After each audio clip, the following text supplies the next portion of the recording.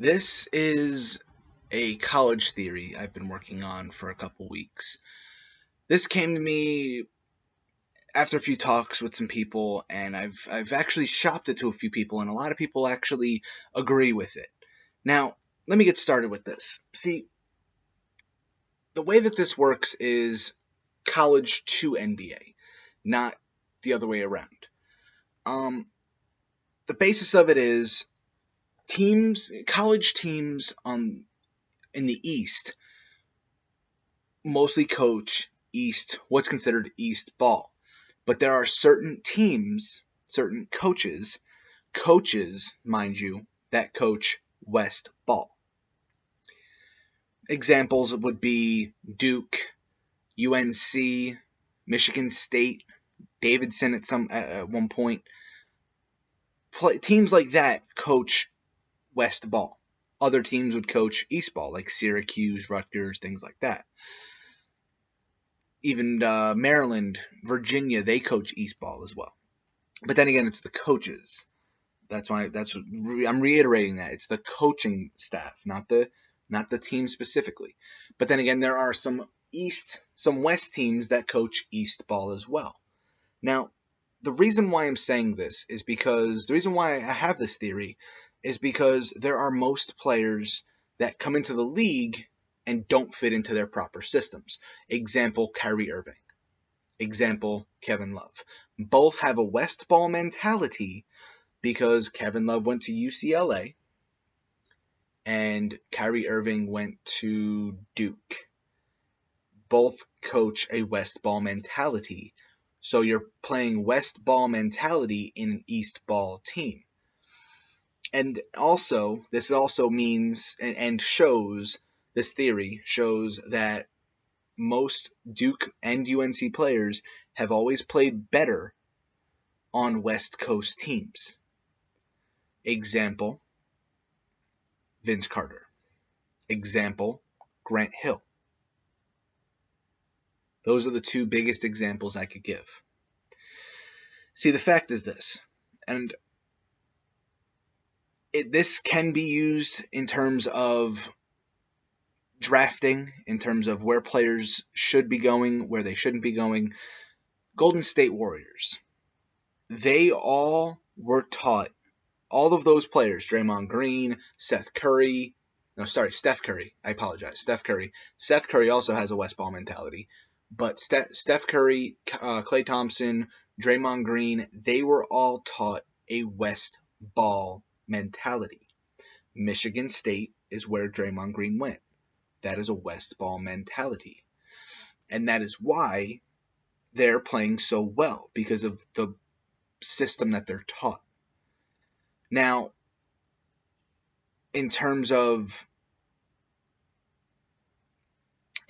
Carmelo Anthony, he did play well in the Denver Nuggets, but that was at times.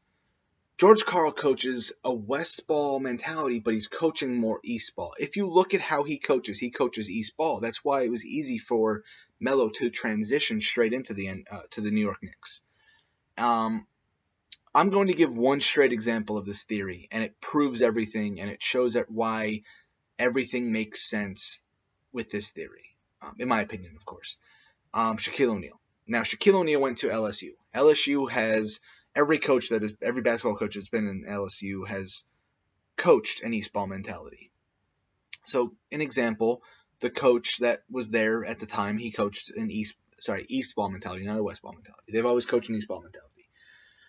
So, when Shaq was in school in LSU in the early 90s, he was taught an East ball mentality.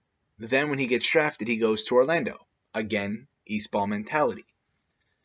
Then he decides to sign with the Lakers, who were an East ball mentality. And the reason why the Lakers had an East ball mentality is because